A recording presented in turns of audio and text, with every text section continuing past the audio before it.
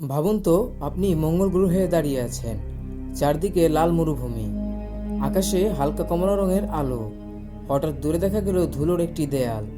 প্রথমে মনে হলো ছোট একটি ঝড়, কিন্তু কয়েক ঘন্টার মধ্যেই সেই ঝড় পুরো দিগন্ত ঢেকে ফেলল।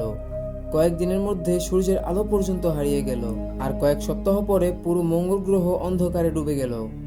এটা কোনো সায়েন্স ফিকশন সিনেমার গল্প নয়, এটা মঙ্গল গ্রহের বাস্তব ঘটনা। আজকের ভিডিওতে জানবেন কেন মঙ্গলের ধুলোর ঝড়কে সৌরজগতের অন্যতম ভয়ঙ্কর প্রাকৃতিক ঘটনা বলা হয়। আমাদের পৃথিবীতে ঝড় মানেই প্রবল বৃষ্টি, বজ্রপাত আর ধ্বংসযজ্ঞ, কিন্তু মঙ্গলের ঝড় সম্পূর্ণ ভিন্ন। সেখানে নেই বৃষ্টি, নেই নদী, নেই গাছ, আছে শুধু কোটি কোটি টন সূক্ষ্ম লাল ধুলো। আর যখন সেই লাল ধুলো বাতাসে উড়ে যায়, তখন শুরু হয় এমন এক ঝড় যা কখনো কখনো পুরো গ্রহকে ঢেকে ফেলে। অবিশ্বাস্য হলেও সত্যি, পৃথিবীতে এমন কোনো ঝড় কখনো দেখা যায়নি। মঙ্গল গ্রহের বায়ুমণ্ডল পৃথিবীর তুলনায় প্রায় 100 গুণ পাতলা, তাই অনেকেই ভাবেন সেখানে ঝড় হওয়ার কথা নয়। কিন্তু এখানে লুকিয়ে আছে সবচেয়ে বড় রহস্য। দিনের বেলায় সূর্যের আলো মঙ্গলের মাটিকে গরম করে, গরম বাতাস উপরে উঠে যায়, ঠান্ডা বাতাস নিচে নেমে আসে।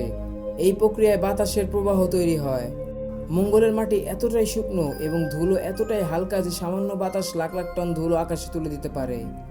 একবার ধুলো উপরে উঠে গেলে সেটি সূর্যের তাপ আরও বেশি শোষণ করে। এতে বাতাস আরও গরম হয়, বাতাসের গতি আরও বাড়ে, আর ঝড় আরও শক্তিশালী হয়ে ওঠে। এই যেন নিজেই নিজেকে আরও শক্তিশালী করে তোলা এক ভয়ঙ্কর প্রাকৃতিক চক্র। পৃথিবীতে হারিকেন বা ঘূর্ণিঝড় সাধারণত একটি নির্দিষ্ট এলাকায় আঘাত হানে, কিন্তু মঙ্গলের পরিস্থিতি সম্পূর্ণ আলাদা। সেখানে মাঝে মাঝে এমন ধুলোর ঝড় সৃষ্টি হয় যা কয়েক সপ্তাহের মধ্যে পুরো গ্রহকে ঢেকে ফেলে। এই ঝড় কয়েকদিন নয়, কখনো কখনো কয়েক মাস পর্যন্ত চলতে পারে।